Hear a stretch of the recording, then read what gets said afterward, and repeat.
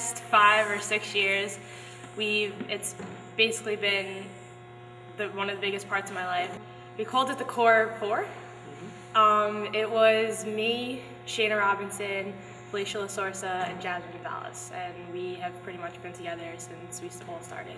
Outside of basketball, we all hang out together, and so whether or not we're on the court or off the court, you know, it's still always there. Us as a team, we feed off of the energy of the crowd. Seeing the hundreds of people we had in the stands and how they all came out for, you know, to support us and, you know, finally show us that they were there, it was honestly, it was amazing. Seeing all the fans that came out that day, and, you know, when the final buzzer went off and we all ran off the court and we just hugged each other, and it was like that moment, the feeling that we had in that moment is probably something I'll never forget. And, you know, in the end, we accomplished the goal that, you know, we set at the beginning of the season. It was one of the greatest feelings ever.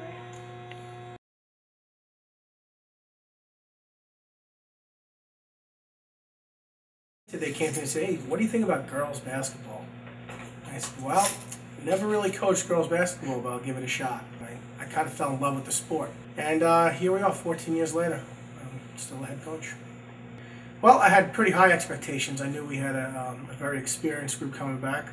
So when we came out of our fall league after winning 2 off-season championships, I kind of felt that I had a special group here. Our crowd was totally loud and totally into it. I know our girls fed off of that, and I know it helped them on the floor that day. You know, people ask me all the time, "What do you think about next year?" And I think you start with what I feel is the most important position, your point guard. And yeah, we bring back Desavine, who we just found out was second team all Long Island.